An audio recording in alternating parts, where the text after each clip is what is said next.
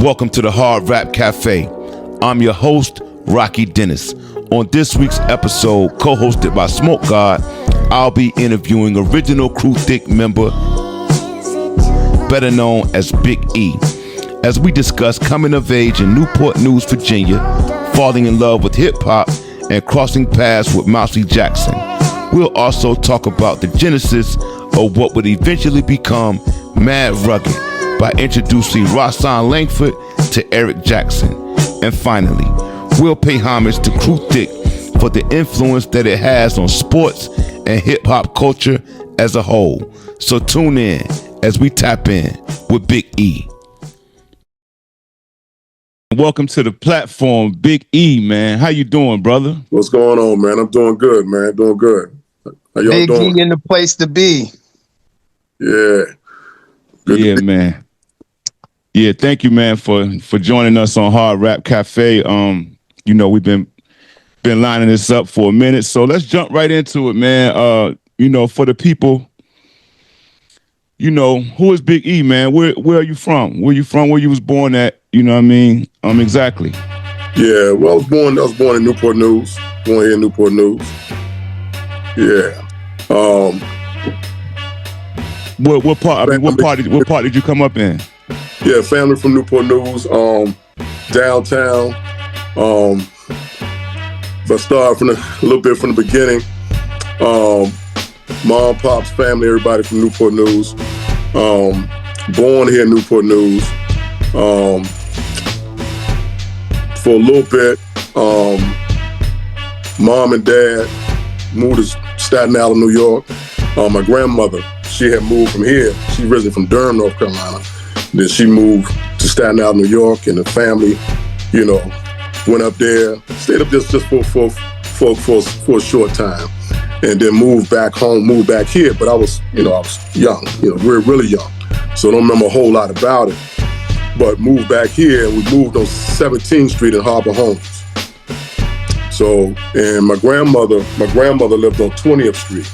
So actually, let me back up. So when I moved back here, with my grandmother first on 20th Street, mom come back down, and we moved on 17th Street in Harbor Homes.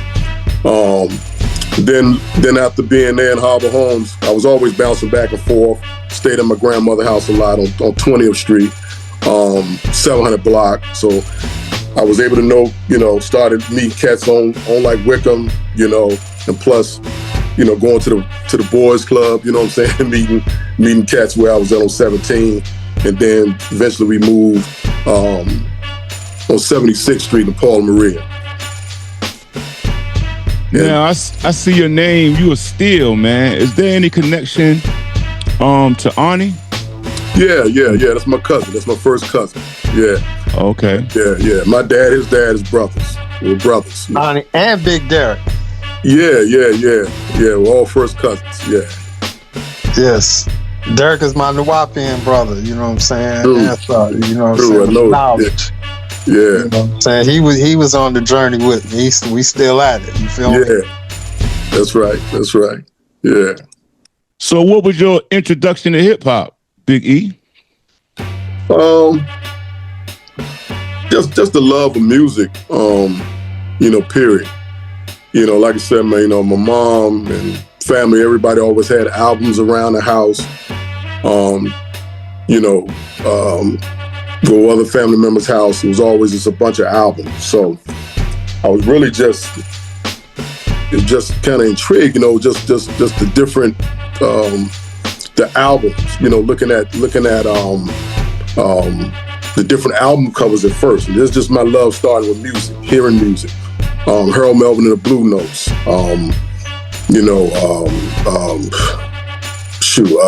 Ohio Players, New Birth, So just those albums, man, and sitting down, playing albums, listening to them. Moms, uncles give me a little history on the music, and knowing who the artist is and where they was from. I remember my uncle, he had albums, back then they used to put them up on the wall, their favorite artists on the wall. So he had Unifics, and so I think one of them cats, I know was all of them, was from Newport News. Matter of fact, some of them still singing now. and to persuade us, you know. So just listen to music, man. And then later on, you know, of course, you know, generation, you know, young, you know, so started listening to WRAP. I heard y'all was talking about that, you know. And so just the love of music, man, and making tapes at home, you know, back when you had like the record player up top and a little radio in the center, then you got the cassette tapes, you know. And so just the love for music, man, you know. Always just listen to music, you know. I remember going going back in the day, you know. It's funny when what's that, the movie that Spike Lee, Doing the Right Thing. I could have been that Radio Raheem, because I always had the box and I was walking around, you know what I'm saying, after listening to WIP or making tapes or whatever, and walking around the neighborhood, you know, blasting the music with my boom box or whatever, you know. So just love music, man. Just the love for music. Yeah, that's dope, man. I mean, you took it back. Harold Melvin and the Blue Notes. That's tough right there. You know what I'm saying? Yeah. I actually found out not too long ago that Ella Fitzgerald was from Newport News. I never knew that, but yeah, that's right. Yeah, man. Yeah. Oh, yeah, well, so I didn't know that either. Yeah, man. Ella was the real deal. But yeah, they started to put like mirrors up. They painted her like right there on what's that, 26 where the McDonald's is. Uh-huh. On the side of the building, they got a picture of her up there. Yeah, they painted a picture up there. Yeah. Did you have any musicians in your family? I'm not gonna say musicians, but my dad, his brothers, and my aunts, they were singers, you know. So I heard stories like when they was coming up, you know, and in school and everything, and if somebody know them, they like, yes. They said, still? Like, yeah. So they were like, yeah, I remember. Start naming my dad and my aunts and uncles off, and everything. Man, it was like the Jackson 5, man, you know, because they was really good singers, you know. And so I guess that's where the love of music just in me, you know what I'm saying? Just in DNA, just the love of music, you know. And they was, you know, just always had music around. What was some of the first hip hop records that started to pull and tug on you and influence you? You know what I'm saying? That you was like, okay, this hip hop culture is something beautiful, and I'm embracing it. Mm-hmm. Man, so many, man.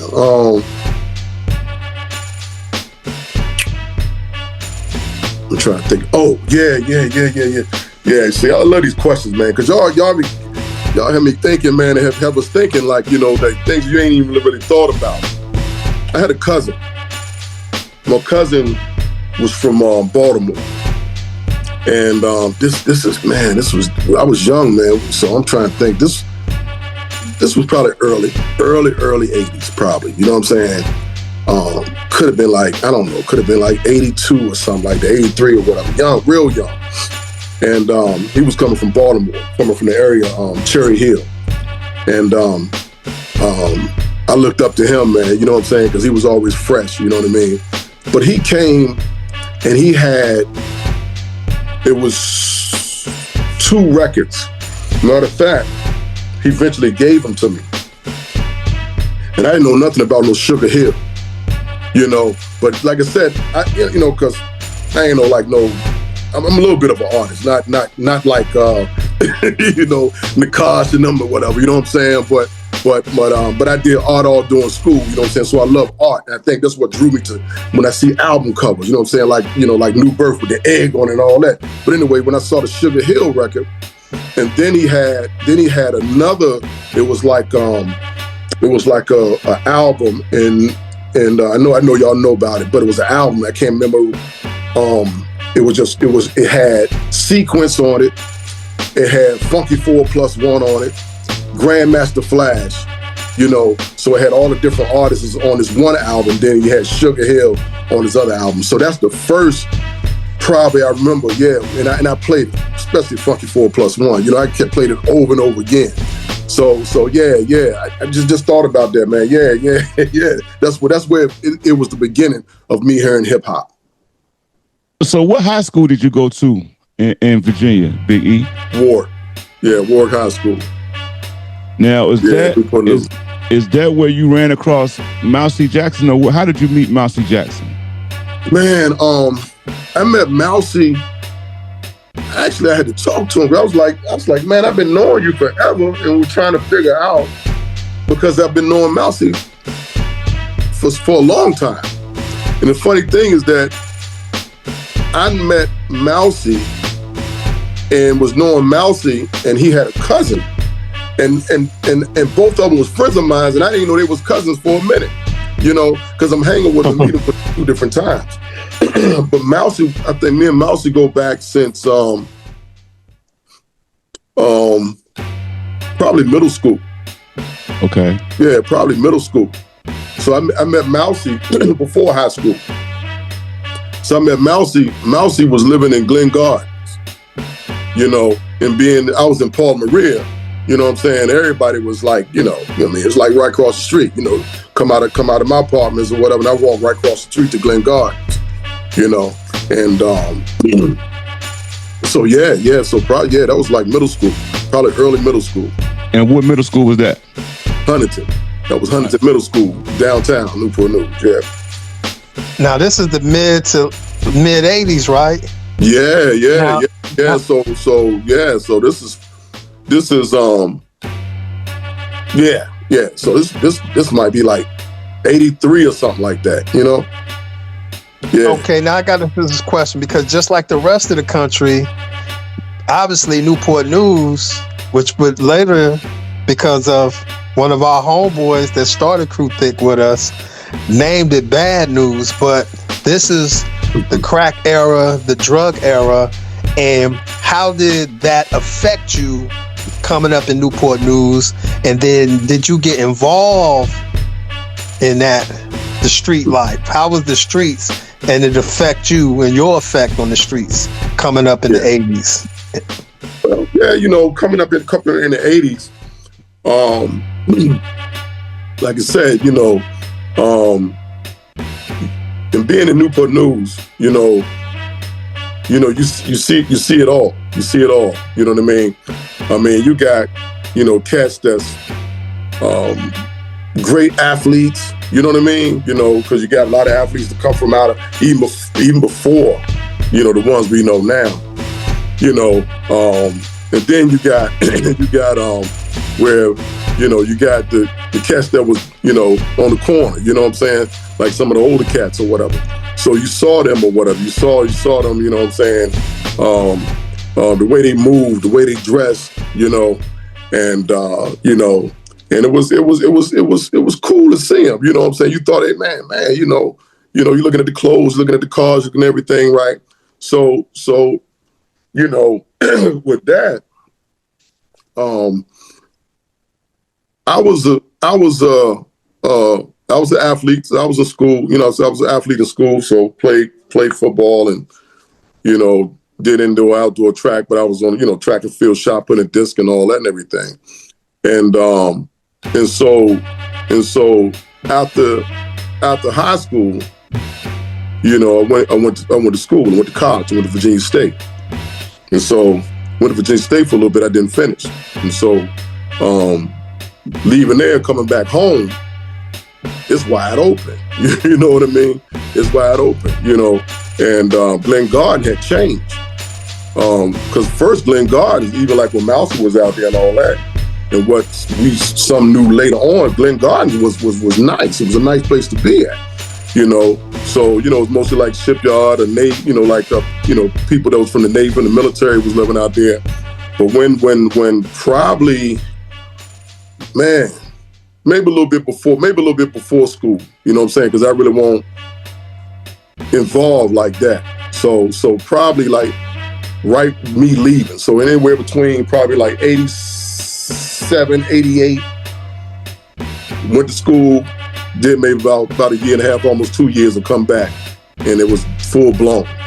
So those people that was living in Glen Gardens, that group of people weren't in there anymore. They started taking in people probably low income, Section 8 and whatsoever.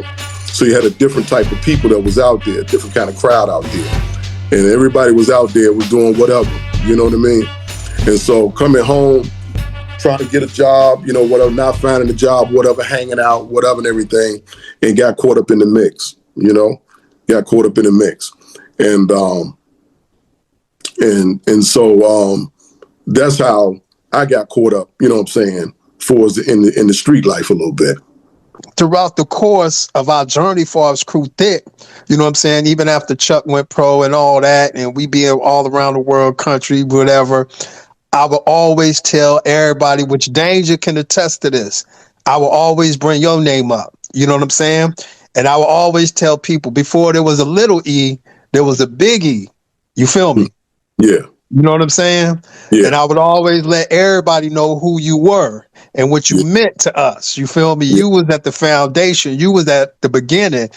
And at the beginning, we started these round table meetings. Do you remember that? I think I do. Over Mouse's mama's house. Yeah. It was me, my cousin Kelsey from Brooklyn, Mouse, Wayne Ski, and Plex. Yeah. That's right. Yeah, that's right. Yeah. And it's funny because, like I said, so when you said that, and me and Mouse was talking too about, the time that I met you. You was over in Mouse crib. I'm like, yo, I met you way before, you know what I'm saying?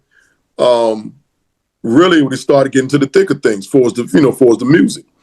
And so I'm like, yo, I met Kamal before I met Louis, because remember you being over there, And that's why I always say, before there was a little E, there was a big E. And throughout the whole journey, 35, 40 years, and like I said, some people, I ain't gonna say no names, may not like that, but truth is truth. Facts is facts. You was there from the beginning for the course that we would take. So you part of the foundation, you part of the building blocks that sparked what everybody, the rest of the world know us as now. And I want to let you know that. I want to tell you that, you know what I'm saying? I want to give you your flowers, you know what I'm saying? And Danger can attest to this. You know what I'm saying? I don't even know Danger that never met you, but he know you because you still lived on because I would always carry your name. You feel me? I appreciate that. Yeah, that's true. I appreciate that. Yeah. Nah, he definitely did, man. And much respect and much love, my brother. Yeah. And that was Mouse's cousin. What I was talking about earlier was Wayne Ski. I knew Mouse. I knew Wayne Ski, friends with both of them, and was hanging at different times, both of them, because Wayne was low, Wayne was low on the quiet side, you know what I mean? Mouse was everywhere, whatever. So it was like, it was just different times, you know what I mean? So, and we never bumped heads or whatever. And then it was like later on, I guess we might have gotten into high school by the time I knew that they were cousins, and put the name and I said, oh, that's Jackson, whatever. Okay, yeah. So that was Wayne. Yeah. And we gotta do something with Wayne too, because he, like I said, he was there at the beginning as well. You feel me? People don't. A lot of people throughout the Cru Thik history and lore don't know about Wayne Ski and what Wayne Ski meant to Cru Thik as well. Yeah. And I tell you, man, I give you both your props, man. I was telling Danger when I talked to him that I appreciate it, especially, hearing that, man, because, starting from the beginning, and not really knowing, I guess, not so much of the impact that it's the impact too that it's having now, but starting how it revolved to where we are now, and putting these little pieces together that a lot of times, man, probably in a lot of stories, man, in a lot of different, whatever, man, whether, stuff get left out, you know what I mean? And it just popped out of nowhere. Somebody pulled it out of the sky, but it's a lot of little pieces, man, who made each of us who we are. You know what I mean? And just as much, you know what I'm saying, like you said, give me my flowers now, and I appreciate that, whatever. But man, all of you guys, man, made who I am, you know what I'm saying, today. You know what I mean? Whether it was big or small, whatever. You know what I'm saying? Just watching you guys, man, and so man, I mean, man, it's just been a blessing, man. Just been a blessing, man. As I look back, you know what I'm saying, over my life and look over everybody, man. You know what I'm saying? How each one of us kind of just impacted, you know what I'm saying, one of each other's life, man. Yeah, that means a lot, man. And I really appreciate you saying that. You know what I mean? Yeah. Now through the history, you mentioned just a minute ago the pieces. Through the history of the crew and the outsiders looking in and hearing music and seeing the movement, they don't necessarily know how everyone came together. So I know myself for years, when I would see Mad Rugged, E and Ra, I just assumed that was, the connection E got with Ra. But is it true that you were the one that introduced Rasan to E? How did you meet Rasan, and how did that happen? Yeah. Like I said, I hadn't really, man, kind of visited so bad with me, man, because that was my little brother, man. You know what I'm saying? So it's a little tough, you know what I'm saying, after we had talked before. But anyway, I did because Rasan's cousin, Hashim, me and him are tight. You know what I mean? We grew up together, and me and him was like, we like brothers too. So I think vaguely I remember Rasan a little bit before coming every now and then, maybe doing summers or whatever. And I remember this little dude, whatever, and I know it was Sheem's cousin, So the last time is when Ross must have stayed, when he evidently did, and moved here to Virginia. As he came down, he was here that summer. And so him Rasan over Sheem crib, and I'm coming through, whatever, holler Sheem. I mean, I might see Sheem like every day. It was just a thing every day, whatever. Like, yo, what's up, man? What's going on? What you doing for the day? Whatever, nothing, whatever. And Rasan would be over there, and then Rasan was like, yo, man. So after getting to know Rasan, yo, man, I mean, I don't be doing nothing, man. I'm just kind of be, sitting here, man. I said, I want to, man, get out, man, do something, whatever. And so I had to kind of fill Ra out a little bit, you know what I'm saying? Because, I just know him through his cousin. I didn't know him like that, so I got to, fill him out a little bit, And so I said, look, man, I said, yeah, man. I said, look, I said, next time, man, I said, yeah, we'll I introduce you to some of my friends, and mostly everybody, like that I knew, even when it came from Glen Garden, Woodson, Newsom Park, whatever. All of us just went to school together, grew up together, played sports together, whatever, and they was friends, And so I said, we'll hang out, man, introduce you, man, and because by then when we was talking about that street life, what I was already doing, my thing. So I'm like, I introduced you to some people or whatever, you know what I'm saying? Then that way you can go hang out. I go do what I got to do or whatever, you know what I'm saying? And because me and Sheem, like I said, we're tight, whatever, like brothers, and that this is like a little brother. And so I'm like, yo, you know what I'm saying? I ain't gonna just put him into any kind of situation around any kind of anybody, you know what I'm saying? Because I didn't roll like that either, And so me and Ra, I took Ra out, took him to Glen Gardens one day, then another time or whatever, or during the course of a day, we go to Woodson, whatever, you know what I'm saying? So I'm just introducing them to everybody. And of course, they like I said, some new Sheem or whatever, like, yeah, it's cousin, whatever, everything. So Rob was just that kind of dude, man. People just gravitated to him, man. He just had it, man. He was, of course, he was comical, man. You know what I mean? He was funny, you know what I mean? and he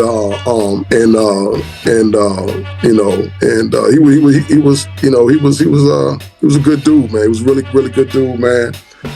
He was real, and people saw that. You know what I'm saying? Cats saw that, and so speed this up a little bit. One day, by hanging with Rob by now, Rodney, he know my cousin, Big On, he know whatever, Maul and everybody, everybody, Gold, you know what I'm saying, everybody. And Rob always, be joking. So when he be joking, you know what I'm saying, he's saying a few little rhymes and everything, right? So, like I said, I have a love for music or whatever. Feel like I've been listening to, hip hop forever, right? But I knew it was just something different, you know what I mean? I said, yo, man, if you really get serious, man, you know what I'm saying? I think you got something, man, I said, you need to stop playing, man, because, it's something, you got something, man, So next thing I know, then Rod, you know what I'm saying, he might be at his cousin crib, you know what I'm saying, he got a little pad now, he writing or whatever and everything. Speed it up some more. Me and Mouse, like I said, we was always talking or whatever. Anyway, I might just be, in the neighborhood or whatever, and just go stop by Mouse's crib where his mom was living at, and so because I would go, like I said, it was that's how things were back then. I don't know what they do now, whatever. We went by, each other's house, man, just checked on each other every day, man. I'll stop over here. Yo, what's going on? I'll stop over there, whatever. Might stop at Wayne crib, might stop at Mouse crib or whatever. We just did that, I guess that was before all the phones and the technology. That's how you communicate, you know what I mean? Yeah. So yeah, you can't FaceTime and all that there. So you go by everybody's crib, and that's what we did on a regular basis, man. And so going over Mouse mom's crib, going there, yo, what's going on, Mouse, whatever, and little dude sitting on the chair, and Mouse like, yo, man, so he said, yo, this my cousin, man, right here, Mouse, this is my cousin right here, man. It's like, I said, yo, man, I said, okay, what's up, man, meet him or whatever, talk to him a little bit, whatever, and Mouse said, yo, man, you gotta hear him, man, you gotta listen to him, man, you gotta hear him. I said, okay, and so I'm like, okay, yeah, somebody, saying they can rap or whatever, you know what I mean? So like, all right. Soon as he opened up his mouth, man, and I saw his face, and the passion and the hunger when he was rhyming, and I said, yo, I said, I ain't heard this, not around here, I haven't heard this, So later on, I tell Mouse, I said, yo, man, because now Rob is starting to really get into his thing. And I said, yo, man, I said, this man, I'm telling you, man, this would be a good fit here. I said, man, listen to him. So Mouse is a little leery a little bit too, because he like, man, what, Rob? You know what I'm saying? Because Rob from joking all the time and everything. And I don't think he had heard him, right? He haven't heard him or whatever. So I said, look, we're gonna bring him around. We're gonna set up a time or whatever. I'm gonna bring him around or whatever, and see how they do. And the thing is, whatever, is that even though you got every rapper, guess they got their own, got their own style or whatever, their own flow and everything. And I know E was doing his own thing, want to be solo. Rob probably could have too. You know what I mean? He could have, But the way it fit together in the cadence of going back and forth, you know what I'm saying, or whatever, it would just that fit. And I said, look, man, took the Rob around Mouse crib or whatever, and then that's when it began. To introduce them to each other, whatever, and then from there on, man, them cats were together, almost like every day, man, back and forth. You know what I'm saying? Just writing. You know what I'm saying? Doing what they do. Put together, whatever. I gotta stop right here, my man, because we gotta stop and pay homage to you right now. Because and I'm listening to you. Correct me if I'm wrong. We got to give you your props again, and your flowers again, because from what I'm hearing, which I didn't really know and understand, you gotta be giving your props for being not the create, but kind of like the creator of Mad Rugged, man, which incredible. is one of the heart and foundation of Cru Thik. Like Ian Raw to Cru Thik is everything. You feel me? Man. Yeah. And because of you the key component into bringing Mad Rugged together. So without you, there would be no. Basically, what I'm asking you, without you, there would be no Mad Rugged. Appreciate it. Man, and y'all heard that shit, man, on Hard Rap Cafe, man. I'm sitting here choked up, bro. Like, I never knew the details of that, you know what I mean, of those brothers coming together, man. So for you to be responsible, Big E. You know what I mean? Big E, man. Damn, that's incredible, man. Yeah. That's crucial information. That's crucial history. And this is the reason why we do this right here, because I didn't clearly know this. You know what I'm saying? And what Mad Rugged means to Cru Thik, you know what I'm saying? Part of the foundation of what we created. You know what I'm saying? And that back and forth, like they style going back and forth is legendary. You know what I'm saying? Yeah. And because of you and Mousy, which we gonna get into, we gonna get him, because everything, as we keep bringing up everybody on this platform, there's always, and which I've said over the years, just like bringing up your name, everybody can attest, you know what I'm saying? Because he brought me to the table as well. I always let people know Mouse started Cru Thik. Mouse is the founder, you know what I'm saying? Mouse is the foundation, you know what I'm saying? And he is the common denominator. Yeah. And back to what you was just saying, Smoke God, on the importance of Mad Rugged, man.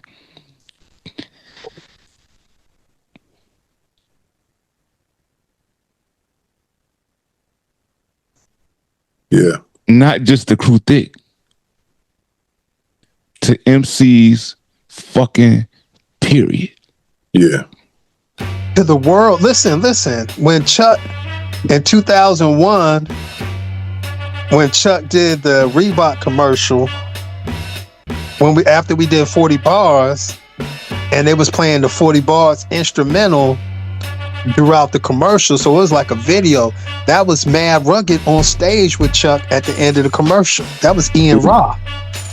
Yeah. You know what I'm saying?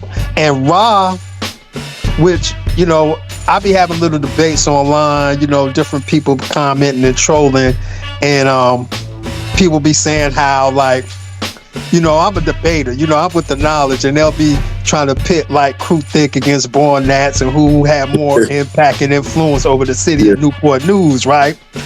And I'm not a hater. I love Born Nats. I've even, just like you, throughout the course of us traveling, I've told people about Born Naturals and Q and iGod and DX, you know what I'm saying? Without them never even knowing. But the point I always shut everybody down is that Cru Thik, you know what I'm saying? Just like how back in 95 when Cool Breeze on Goody Mob album did a song called The Dirty South. Before that, the South had no identity. But after he said The Dirty South, everything became dirty. Yeah. You feel me? And then the South got their confidence. Most people don't know this, but our brother Ra is the actual one that coined the term NBN, Newport Bad Newz, Virginia. Yeah. So ain't nobody had more impact on Newport News than Cru Thik, because everybody, including Born Naturals, say they are from where?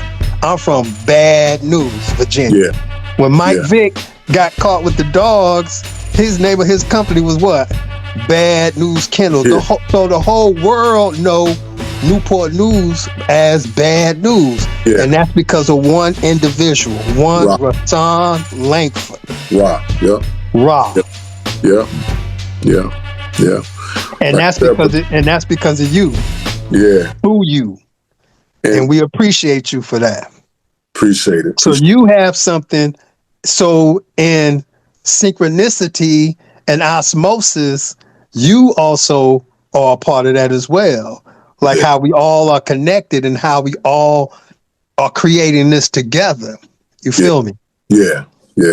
Appreciate it. Yeah, like I was saying, man. First of all, I didn't, waste my time on nonsense. You know what I mean? That's just how it was. And so by being around with Miles, you know what I'm saying? Like I said, it goes back from us just talking about music, talking about albums, just listening to music, you know what I mean? And also, of course, just fashion was a big thing too, where, everybody who's got the new kicks on and all that. We just got to know music or whatever and listening, or just sitting down listening to music or whatever and pointing different things out. And so Mouse knew, he was like, yo, man, you got an ear. You got an ear for music. So I wouldn't even wasted my time if I didn't think that they were gonna be something, man. I wouldn't even waste my time, taking Rod, going over there, you know what I'm saying, introduce him to E, listening to E, I was like, yo, man, these two dudes, man, here, man, they really, they got something bigger than what we've been hearing before. Like I said, you've been listening to music most of your life or whatever, listening to, hip hop or whatever, and this was just something different, just that it factor, and like I say, and looking at their, like I talked about E, watching him, I mean, it was just something different. I mean, I know a lot of rappers or whatever, they got their way of how they rhyme or whatever, but I saw the hunger, you know what I'm saying? I saw a lot in him that day that I could see right now. I saw some pain in there, some hurt in there, whatever. You know what I'm saying? I saw saw a lot in there, whatever. You know what I'm saying? And he wasn't playing with it. You know what I mean? He wasn't playing. It was like going to work and feeding your family. And that's how he was, and then so I knew Rob by being around with Rob. Even though Rob was the kind of funny jokes to do or whatever, but you can't sleep on Rob. You know what I'm saying? The thing about it, Rob always looked like he was younger than what he was, And so if we was out somewhere or whatever, and somebody, you know what I'm saying, try him or whatever, Rob took care of him too. You know what I'm saying? So we know Rob had hands too, And so I'm doing then knowing Rob, then later knowing Rob, whatever. I know he's always, wrestling, whatever, then finding out whatever, two-time state champ wrestler. You know what I mean? Yeah, damn right. So a person with a heart like that, you know what I'm saying? And I mean, when they put their mind to something, you know what I'm saying? It ain't no stopping them, And I tell you, I tried to wrestle in school for a year. That was it. You know what I mean? You know what I mean? That's some physical hard. That's some hard work, man. That's a mind thing. Yeah. And even though I play football, but we still get little breaks in between. And that wrestling don't get no breaks. And so to see those two, man, the hearts and the minds that they had, man, and put them two together, man, I knew it was gonna work. I knew it was gonna work, Well, I don't know if you know this about Roswell. Most people do. Some people may try to have a little pushback with me on this as well.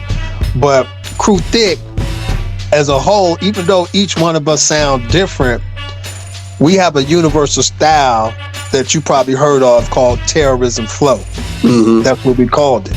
Yeah. And Ra is the godfather and the creator of our style, terrorism flow. Wow. You know what I'm saying? So shout out to Ra once again, you know what I'm saying? Because if you remember, which me and Plex talked about this, because we knew E first, you know what I'm saying? E wasn't rapping the way he was rapping once Ra got to him. They both helped each other, you know what I'm saying? And grew that style, you know what I'm saying? Yeah. Even though they were parallel opposites. Yeah. They were still one and the same. Yeah. So that's what made Mad Rugged so unique, so different, you know what I'm saying, and undeniable, because they were polar opposites, but also at the same time they were one and the same. Yeah. You know what I mean? Yeah. And they fed off each other, and they fed each other, one another. And that was in the streets and on the mic, you know what I'm saying? And like you said, it just became a phrase, E and Ra. They were like synonymous. They was, you didn't see, after a while, you didn't catch one without the other. E and Ra. Yeah. You feel me? I'm glad you broke that down, because that's what's exactly what I'm thinking, is that they was able to pull out of each other, you know what I'm saying? Battle with each other, whatever, you know what I'm saying? But not, you know what I'm saying, was the point, whatever, where it was like a competition, you know what I'm saying? And they just pulled, you know, just out of each other, man, the best out of each other, you know what I'm saying?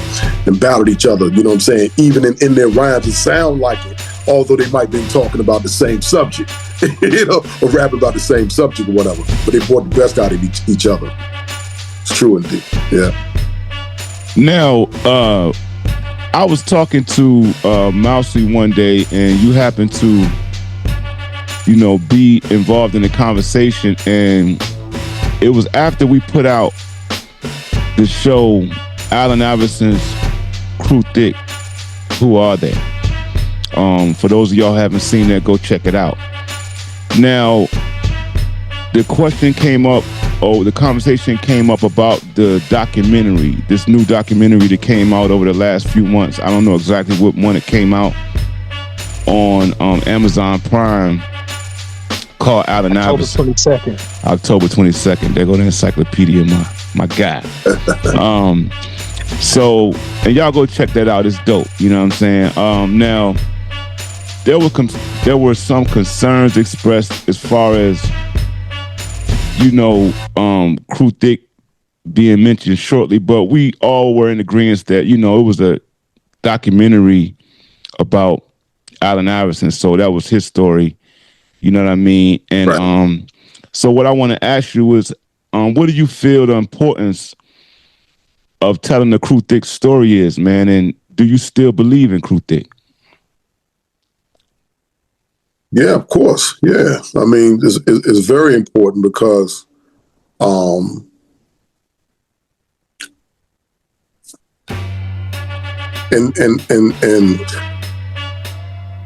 this is not, like I said, I don't believe any of this, especially, you know what I'm saying, there's no intentions or no motive, you know what I'm saying, I think, to shame anybody. But just like we've been talking, you know, about putting the pieces together and connecting the dots. And so it just don't come from out of anywhere, you know what I'm saying? Things just don't come out from anywhere, whatever. It had to start from somewhere. And so I think for, you know, far as the Cru Thik, you know, and I think it really had an influence, you know what I'm saying? Chuck had the platform. He was, he was, and so for us I think the whole style and image and everything, you know, it was able to be seen, really, you know what I'm saying, in a bigger light, you know what I'm saying, through Chuck, you know. And so by Chuck being from here, being with, I'll just say as a whole, all of us, you know, was able to show, you know, an example, just a little bit of what Cru Thik for as the whole culture and everything, you know, of Cru Thik, Bad Newz, you know, the music, you know, even I mean, even when it comes to the clothes, to the dressing and everything, you know, it played I think it played a big part, you know what I'm saying? Cru Thik and to even, I think even we still see it lingering today, you know. Would you say Cru Thik brought hip hop to the NBA? I think it had the biggest impact.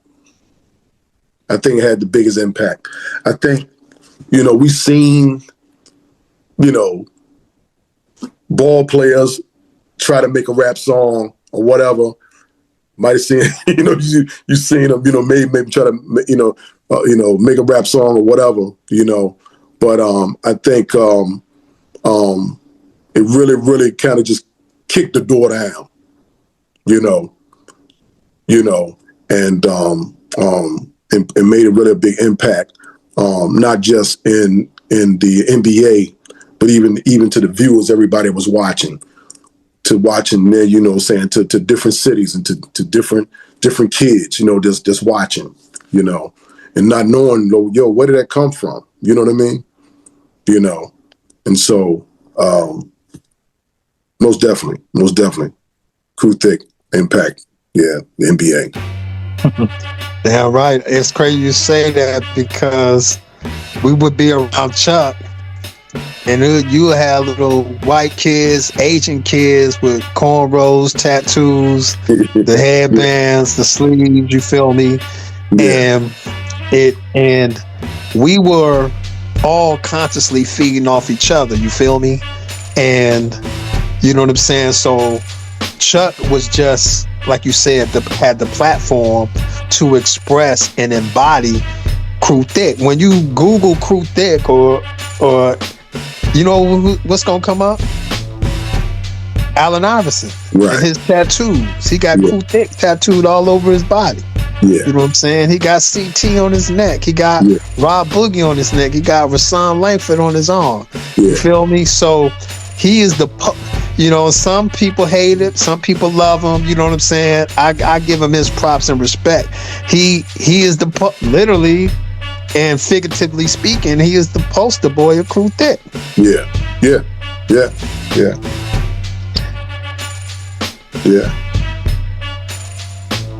Yeah, so I like that answer, man. The biggest impact. For sure. Now, where do you see this, you know, movement going? I mean, that it's life being breathed back into it. Where do I see this movement going from here? Yeah, because it's kind of been dormant, man. I mean, you know, the respect, you know what I mean, is there as far as musically and things of that nature, but you know, as far as just getting on a pace where, you know, push Cru Thik to the world in a right manner, because the Matrix is a term that we coined when it came to Allen Iverson or Bubba Chuck and Cru Thik. You know what I mean? The Matrix, which was before the movie came out. You know what I'm saying? We called it the Matrix. And it was just anything could happen, man. You know what I mean? So we never was really able to capitalize off of, you know, the hard work and the efforts, you know what I mean, in my opinion, due to outside things that, you know what I mean, didn't even really pertain to us. You know what I'm saying? How were you able to avoid the circus of the Matrix? Let me ask you that.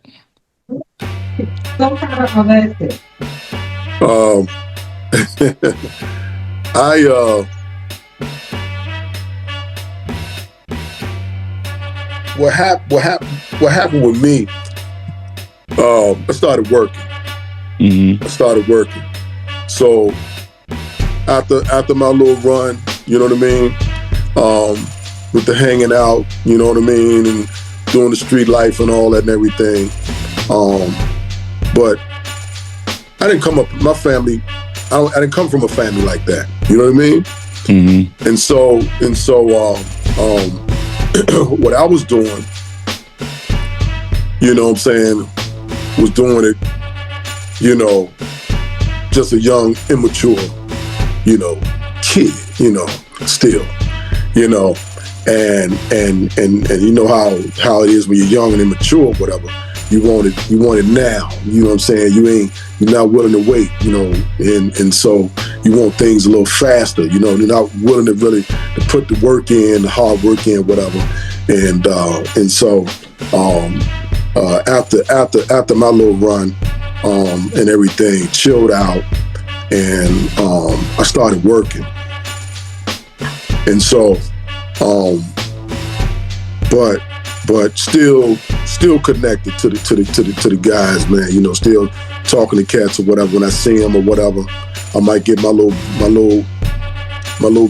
breaks. You know what I'm saying? Like my little vacations or whatever. You know what I'm saying? With the job, and I still will, you know, get with them, and I might hang out with them at that time.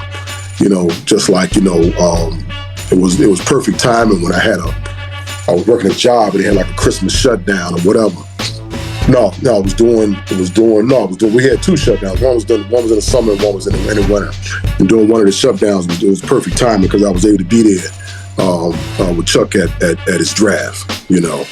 And so I think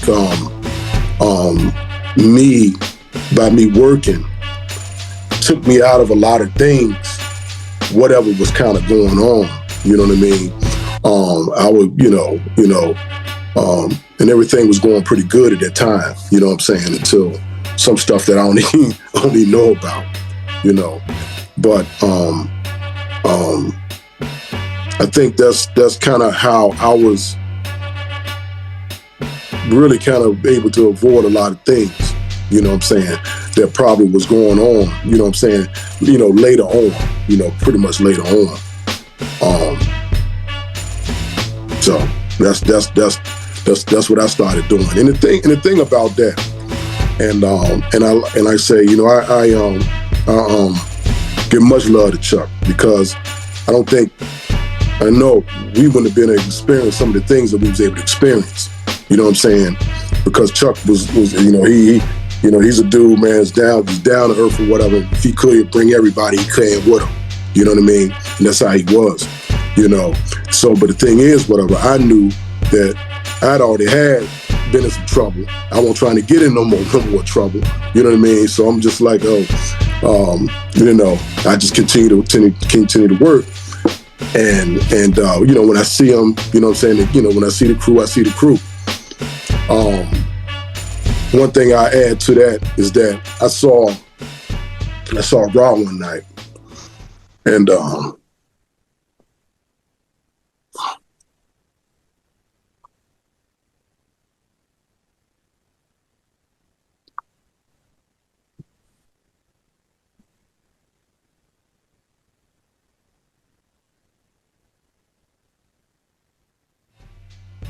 Raw was like, yo, man. He said, yo, man, E, what you doing, man?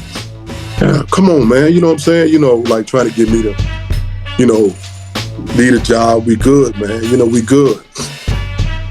He was all hyped up, man, because, you know, Chuck is on. We really gonna do this now. You know, we really gonna do this. We gonna, you know, get this music thing going. But I saw the same pattern, the same thing that I had already experienced from being in the street. You know, money, cars, women, all of everything. You know what I'm saying? It was nothing new. It was just a different place and different people. You know, and so I told Rob, and he said, "Yo, man, come on, man." And I think it was going back probably like whatever the next day or whatever, back to Philly. And so I said, Rob, I said, when I started hearing and y'all talking about doing some business some real business, you know, then I'm coming. But if y'all gonna if it's just gonna be going to clubs, you know what I'm saying, going to malls, spending money, you know, doing all that, I did all that, you know what I mean? And when you doing all of that, whatever, you know how it is, whatever. I mean, trouble find you. You know what I mean? Man. You know, just hanging out. You know what I'm saying? And that could be you ain't even really doing nothing. But just because already you already know who you're attached to, you know what I'm saying? You already know they already talking about, yeah, you know, the entourage and all this kind of stuff like that and everything. And I'm like, yo, man, I I already got 2 strikes. You know what I'm saying? I can't do it. I can't do another one. You know what I mean? So I said, yo, man, I'm done with that life. You know what I mean? But when I hear and y'all still want to talk about, you know, yo, we about to do some business, which mean music or whatever it was, you know what I mean? You know what I'm saying? You know, something legit, you know what I mean? Well, I know I can get a check, you know what I'm saying? Then yeah. But other than that, man, you know what I'm saying? I said, man, yo, man, I love y'all, you know what I'm saying? And I'm gonna stay right here, you know what I'm saying? And I'm gonna say this too, whatever. Before that, Chuck even said himself, because I want to put that out there, you know what I'm saying, live or whatever, you know what I'm saying? So we live or whatever. He even gave me the opportunity too. So, you know what I'm saying? I love him for that, you know what I'm saying? You know, and I ain't got nothing bad to say, you know what I'm saying? The thing it was, whatever, you know what I'm saying? Like I said, you know, by me working, some things that whatever went on, you know what I'm saying? I really can't even really speak to it. You know what I mean? Because I was done. Well, I gotta say this. 2 things. One is I gotta come back around and give Mouse his props because, like you said, as far as I've been telling cats since I was a teenager, 15, 16, as far as the women and the clothes and going out backstage, and we did that in the late 80s. We was already, that's why I said people got to give Mouse his props because we already had our own version of the Matrix. It was just a different time, different place with different people. You know what I'm saying? And then secondly, you brought up the business and paperwork and all of these things. Now I want to take a quick turn, and it's kind of like a curveball because it has to do with your cousin, one of your cousins, the infamous, and I do say the infamous, Arnie Steele. You know what I'm saying? Your cousin, I gotta say, in large part, had a lot to do with the mishaps of us going certain different ways far as business wise, because I didn't know this until at the end, but he really thought or wanted to be a Suge Knight. Did you know this about your cousin? Now, one thing I could always say about Arnie, and I would defend people on this, you know what I'm saying, on this end part of Arnie. One thing you could say about Arnie has always been Arnie. You know what I'm saying? He ain't never switch up or whatever. So how could we get really mad at him? I used to get mad at Ian Ra, you know what I'm saying? Because we wasn't on music when Bonnie and Molly, they didn't care about the music really at the beginning. You know what I'm saying?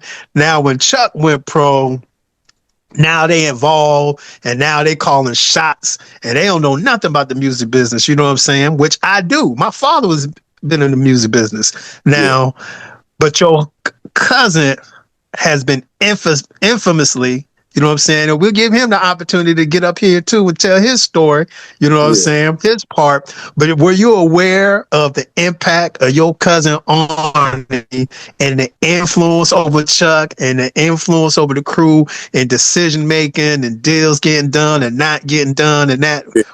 Can you speak upon that? Well, like I said, I can't speak for him, only, you know what I'm saying, just from the outside looking in, you know what I'm saying. I know that and plus it was even just the talk too, you know, that if anything, for his business wise, whatever, it was to see on, you know what I'm saying. So a lot of people even, you know, will come to me, you know what I'm saying, or whatever, and I said, look, man, I don't know. I guess they try to, you know, vent or whatever, you know what I mean? And they say, yeah, man, you know, we've been trying to do this or we trying to do that or whatever. You know what I'm saying? But I think, from what I know, then Chuck left that up to Arnie. You know what I mean? I guess to be over a lot of the business. You know what I mean? And but I don't know what was prolonging it. You know what I'm saying? Why it wasn't happening? But you know what I'm saying? But yeah, it wasn't it wasn't happening. You know what I mean? You know. So he minds wanted to know. You know what I'm saying? Like, what's going on? You know what I mean? Oh, he was shooting a lot of shit down.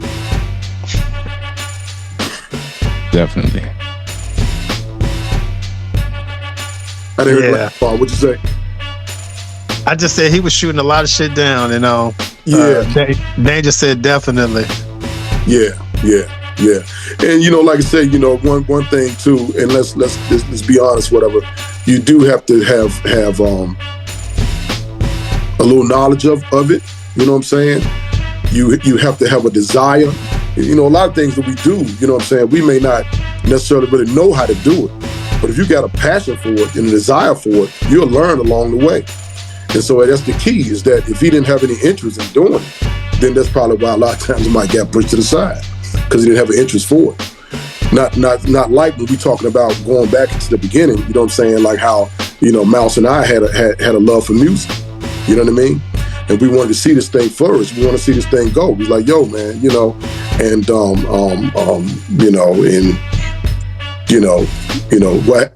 what happened with Mouse, you know what I'm saying? He tell his story or whatever, you know what I'm saying? And then I started working or whatever, you know what I mean? So Mouse was a little bit more, I would say, the one that was the head of knowing or trying to get the music thing going. Because I remember, I know he was working with his mom, you know what I'm saying? Because I knew Mouse's mom, you know what I'm saying? And, but with her singing or whatever, you know what I'm saying? I can see her to this day, man, with her clothes on, man, and hat and all. Like, you remind me of Phyllis Hyman or something, you know what I mean? And right. Her style and everything or whatever. So he was already familiar with a lot of that, you know what I mean? And then being that I had an ear, you know what I'm saying? And I guess willing to do business straight up, you know what I'm saying? And I can't be sold. It ain't about no money, no car, no house, nothing like that, whatever. It's about, whatever art that you're doing, you know what I'm saying? And that's what and so I had a love for music, and I don't want to see nobody, you know what I'm saying, get screwed over anything like that. So that was how we was gonna be partnered like that, you know what I'm saying? So then after that, it's crazy you say that. I'm glad you brought that up, because also for these years I've been saying, and you just kind of confirmed it without really knowing probably, because like I said, I was the first MC as far as being brought to Cru Thik. It was me and Plex. And I tell people, if you was there at the beginning, you would know the first two artists was actually me and Mouse's mama. She was an incredible jazz singer. Yeah. And like you said, I could still hear her in my mind scatting, in the house, just singing and doing that jazz scatting and stuff like that. But the first two artists that Plex started making beats for was me and Mouse's mama. I was solo at first, you know what I'm saying? And Mouse's mama was me and her were the first two artists, you know what I'm saying, that Plex started making beats for, you know what I'm saying? Yeah. And then we was over Plex's house one day, and Plex was on the phone with Little E, and he heard, me and Mouse heard E-Ron. Me and Mouse didn't know he rapped at first, you know what I'm saying? Okay. And then Ra came in. Now, you told the story, which I didn't even know, you know what I'm saying? You brought Ra in, and then it was Troy, then it was Echo, then 9.5, which people don't know about. Antoine Richardson was originally part, and then 5 MC from the legendary Black Moon. But yeah, Mouse's mama, man. Shout out to Mouse and his mom, man. The other Miss Jackson, because we know about Mama J, Little E's mom, you know what I'm saying, which we all adore and love. Right. You know what I'm saying? But Mouse's mom was there at the beginning as well, and she was an actual artist. You know what I'm saying? Yeah. She was part of the movement at the beginning before she transitioned. That's right. Yeah. Smoke God, you brought up Plex. So, Big E, what was your reaction, man, when you met Plex and saw what he could do? You know what I mean? At that time, what did you think about Plex, aka Hatchet? Plex, my man, Plex. Tim Duncan, the quiet assassin. Right. that was what I got out of that, man. So, but beating Plex, man. After Mouse, talk with Mouse, and of course, and E and Rod getting together and everything, and I don't know, exactly like when, whatever did go over, but I think it was kind of, I don't know if they had been over there now, I can't remember, but I know with Mouse, like I said, I was, I'm running, so whenever I'd be able to get up with Mouse. I got up with Mouse one day. He said, yeah, man. He said, yo, what you doing, man? Let's go over here, man. Introduce you, man, to my man, man. I said, we're going to be making the beast. One of, I said, okay, all right. So we go, you know what I'm saying? I can't remember, did we go together or I met him there or what, you know what I mean? And so my first thoughts is that, okay, we going over to cat that's a DJ, you know what I'm saying, beast type of music that we that we're, doing. I'm thinking maybe I'm gonna go to somebody, like somebody apartment or something or whatever, you know what I mean? You know what I'm saying, in the hood or something or whatever, and so pulls up. I'm like, yo, right here. So pull up to this house, and I was familiar with the neighborhood because the neighborhood, my aunt, had lived out there. Auntie Mom's was out there. And a couple other people, that I knew, that went to Bethel, So that's, it's a decent neighborhood, you know what I mean? And so I said, okay, all right. So we goes up to the house. And you know what? I don't remember anything about what was in Plex's house. But what I remember is when he opened up that door, and Plex, let me see. No, Plex comes to the door. He opens up the door. So I see Plex. And I'm like, okay. And I'm kind of like, really? Plex quiet, laid back, you know what I mean? Cool, calm, collect. And I'm like, okay, all right. We'll see, Goes back to his room. He opens up the door. I'm like, yo, it's nothing but albums everywhere. He got the turntables and everything. His whole room looks like a booth or whatever. You know what I'm saying? A DJ, with all the records and everything. And so, and just nothing but the bed and nothing but albums. That took me right there. That took me. It was like crates for days. So, I'm like, man, I'm in music heaven, man. Because going back what I just said, I remember, I was always going through my family album covers, you know what I'm saying? So now I'm like, I said, this dude collection is crazy, And so go in there and see all of that, man. And so we end up chopping it up for a little bit, and then so, I was like, yo, man, go ahead, you know what I'm saying? So Plex gets up there, whatever. He started doing his thing. I said, yo, I said, man, this guy's crazy, man. This guy's crazy, whatever. And so that was my first, meeting Plex or whatever. That it was.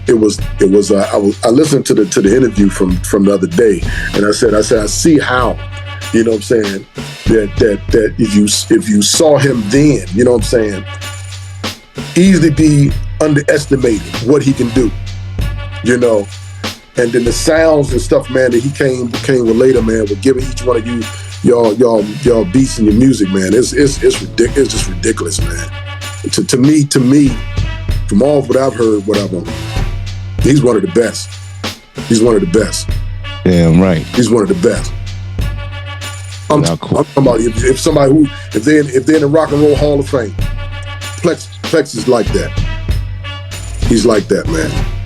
Yeah, right. I concur. I agree. I second that. Yeah. Damn right. Yeah. In the fucking hard rap Hall of Fame, goddamn it. Yeah. You know what I'm saying? Yeah. For real. Yeah. Yeah. So yeah, that was my introduction to Plex, man. And then after that, whatever, sure. You know, of course, you know, I guess whoever he had, Rod, he never going over there, and I just go over there, you know, just sometimes by myself or whatever, just go over there and just kick it or whatever. And we going through albums or whatever. He might have had a few little extra ones or whatever, you know what I'm saying? And I'll take those, you know what I mean? And then so I was big on too, is listening to like where do all the samples come from? You know, the original songs or whatever we hear today. Yeah. That you know, of course we can do the easy ones. We can do the easy ones like Big Daddy Kane, you know what I'm saying, Bismarck and all that, you know, coming from Barry White albums, coming from James Brown albums and all that and everything, you know, Jackson 5s or whatever. But Plex had some stuff or whatever that said, yo, see if you remember where this one come from. Where this one from, you know what I'm saying? And that's how I was. I loved it, you know what I'm saying, to like hear little snippets of things or whatever. Like, yo, they use that. You know what I'm saying? Yo, they use that. You know what I mean? And then that's how it was. That's how, you know, sometimes our days was if I was going with Plex Grid. You know what I'm saying? Just to do that. Yeah, I don't know if you heard in the interview, but I was explaining how after Mouse introduced me to Plex, and he was supposed to battle my cousin Kelsey, who was my first DJ going back in the 90s. Underestimated. Yeah. We went over to my mom's house, and she had all the records, like the whole living room. The wall was like thousands of records, and Mouse and Plex came over there and raped them, but she had like some of my uncle and auntie's records, so she had like double and triples of certain records, so that's probably why Plex was able to give you a few, because he had double and triples, you feel me? But I remember that room too, because it was nothing, you had to sit on Plex bed. There was you had to sit on the bed, because there was not, like you said, records everywhere, and you had the DJ stuff, and that was it. That was his room. The turntables and all that, you know what I'm saying? Yeah. The mixer, Yeah, that's dope, man. So, Big E, man. Incredible, man. Now, before we bring this to a conclusion, I haven't really done this in previous interviews, but what I want to ask you was, do you have any questions for us? Or two things, actually. Do you have any questions for us about any of the content that you've been seeing coming up on Hard Rap dealing with the Cru Thik story? And two, what would you like to see, or who would you like to see moving forward for us to tap in with? Wow, okay. First of all, man, I just give you guys, man, props, man. Love what you're doing. Love what you're doing, man. And I'm just in awe, man. It just, you know, I don't even have the words, man, that I just can't believe it. You know what I mean? And you know, I mean, just good job, man. Just a good job, man, what y'all doing. Because you're telling this story, man, and sometimes, man, you don't really know the impact, you know what I'm saying, that you may have had, you know what I'm saying, on people's lives, you know, the impact that you might have in what you was doing, you know what I'm saying? And then so even with talking with Mouse or whatever, I'm like, yo, man, you're right, man. I mean, this was a whole movement, man. I mean, out of just those two, and we talking about it at the beginning, what evolved from out of just Rod E. And then all y'all.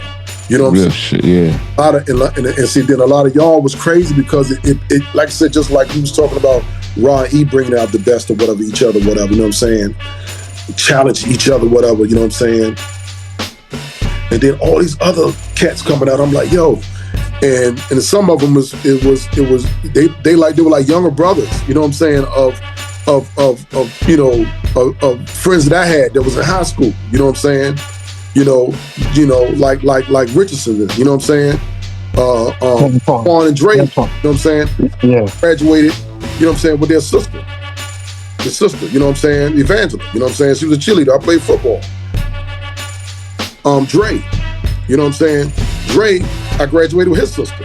You know what I'm saying? Carla Graves, you know what I'm saying? So it was all like family, but not knowing that what was hitting in each one of y'all guys, man, you know, that it just like, you know, just lit a match. You know what I'm saying? And everything just caught on fire, you know? And so, man, to tell this story, man, incredible job, you know what I'm saying? What y'all doing, man. You know, I used to think about the stuff that we did and what we went through, man. I said, man, I'm honest, man. I remember even back then, I'm like, yo, man, if somebody can make a movie, somebody can make a movie out of us. You know what I mean? You know, and to know that just how much came out of all of this. You know what I'm saying? So I don't know. So you said somebody did. Moving forward, who would you like? Yeah, would like to see us tap in with. Who would you like to hear from?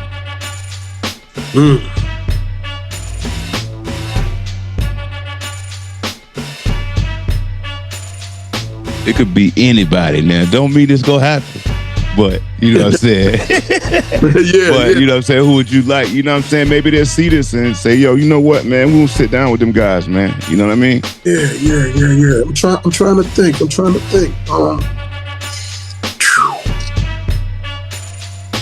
And I was, of course, it'd be somebody who was connected, right? Mm-hmm.